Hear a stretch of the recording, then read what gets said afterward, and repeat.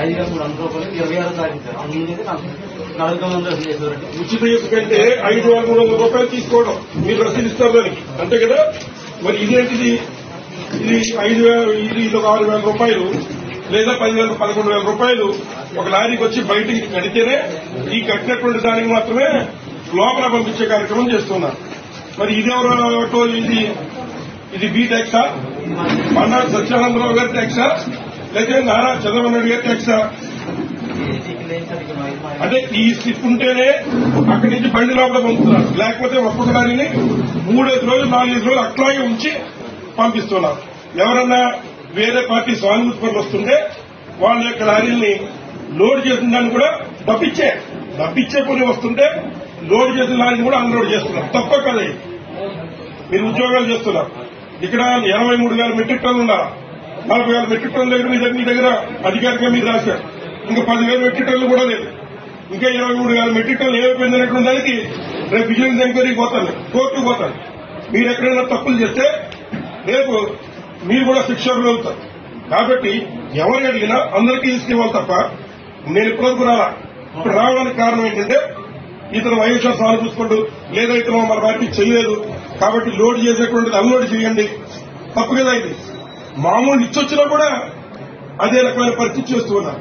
కాబట్టి ఈ అనధికారమైనటువంటి చిప్పుల మీద కలెక్ట్ చేసే కార్యక్రమం ఆపి ఏదైతే కలెక్టర్ గారు ఇచ్చిన నిబంధనల మేర ముందు ఫస్ట్ కమ్ ఫస్ట్ సర్వ్ అనేటువంటి వేసే కలెక్టర్ గారి మీకు కూడా తెలుసుకుంటుంది. ఇది కలెక్టర్ గారు ఇచ్చేటువంటి నిబంధనలో first come first serve base మీద ఇవ్వాలి. మరి ఎవరు ముందు లారీ వస్తే ఆ లారీ లోపలికి వచ్చేయాలని పరిస్థితుంటే 3-5 రోజులు లారీ అక్కడ అట్టే పెట్టి పక్కన ఉన్న పెట్రోల్ బంకులలో లేదా పక్కన ఉన్నటువంటి దాంట్లోనో మరి కొంతమంది బ్రోకర్లు పెట్టి వారి దగ్గర 11,000 కట్టించుకుని ఆ కట్టించుకున్న వారికి ఈ స్లిప్ ఇచ్చినటువంటి వారినే లోపలికి పంపించే కార్యక్రమం చేస్తే ఇది తప్ప కాదని ఉంటుంది. సరి చేసుకోండి. ఇవాళ వచ్చినా నేను వచ్చాను మొత్తం అన్ని ఆపేశాను. నేను వస్తున్నానని 3 ఆపేశాను, తప్పులేదు. 50 వెహికల్ మేము వచ్చాడు గొడవని. కానీ రేపు నుంచి అట్లాంటి కెమెరా పెట్టి అక్కడ పెట్టి ఫస్ట్ వచ్చిన బండి ఫస్ట్ పంపిస్తున్నారు లేదో కూడా వెరిఫై చేసే కార్యక్రమం చేస్తాం. అంచేత ఎవరు వచ్చినా అందరికీ స్టాండ్ ఇవ్వాలా. చంద్రబాబు నాయుడు గారు ఉచితం అంటే ఈ రాష్ట్రంలో 11,000 లారీ అని అర్థం.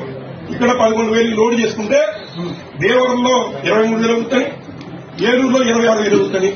గతంలో వైఎస్ఆర్ కాంగ్రెస్ పార్టీ ఉన్నప్పుడు 8,500 ఒక లారీ ఒక నిమిషం కూడా నిల్చోకుండా లోడ్ చేస్తుంటే ఇవాళ 11,000 తీసుకుని దాన్ని 26,000 అమ్ముతూ కేవలం కొత్తపేట నియోజకవర్గం వాళ్ళు ఎవరికి కూడా ఇక్కడ మా ఇసుక ఇవ్వకుండా ఓన్లీ కొన్ని పెద్ద పనులన్నీ కూడా విశాఖపట్నం, అమరావతి తరలించుకుంటున్నటువంటి పేరుతో ఏదైతే ఇక్కడ దందా నడుస్తుందో దాన్ని కట్టిపెట్టమని కోరుతుంది.